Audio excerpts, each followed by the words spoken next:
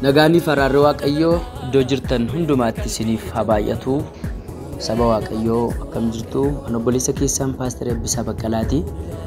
Guyyaa irraa kana gara kanatti kan dhufee fi Waaqayyo nu gargaaree waldaan keenya erga hundooftee waggaa hin guutin jirti.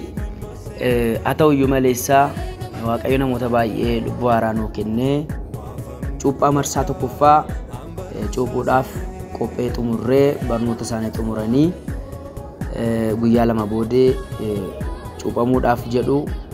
Kanaaf sanbata guddaa fuula keenya dura jiru qophii addaa eebba isaaniitiin wal qabatee waan qabnuuf guyyaa sanbata duraa cuuphamanii sanbata guddaa immoo yeroo eebba isaanii waan ta'eef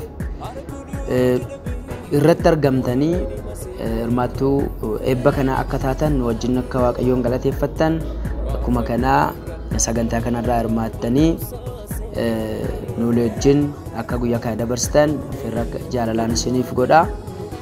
Sagantaa kanarratti achumaan namoota dhukkubsattoota garaagaraaf hin kadhatamaa, lubbuu haaraadhaaf affeerraan hin godhamaa. Yeroo itti sagalee Waaqayyoo bal'inaan dubbatamudha. Yeroo waaqeffannaa guyyaa guutuudha waan ta'eef wajjin irratti hirmaadhaan isiniin jedha.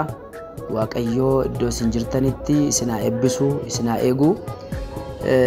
Dhaamsi addaa kanarratti dhaamuu barbaadu waldaan keenya iddoo isheen itti argamtu Buraayyuu iddoo addaa Dirree jedhamudha.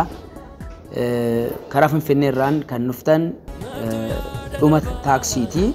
Karaa Keellaarraanis kan dhuftan dhuma taaksiirra waan ta'eef iddoon isaa baay'ee bal'aalchisa waan hin qabneef sagantaan keenya guyyaa facaasaa, guyyaa jimaataa akkuma kanaa sanbataa guyyaa guutuu waan ta'eef biyya fagoos kan jirtan sagantaa kanatti hirmaattanii namoota rakkina garaagaraa qabaniif gara kanatti yoo affeertan yeroo itti bal'inaan kadhannee fi harki Waaqayyoo isaan gargaara waan ta'eef sagantaa iddoo kanatti jirutti akka fayyadamtan ayyaana Waaqayyoo waldaa kanaaf kennetti akka fayyadamtan dhaamsa kooti.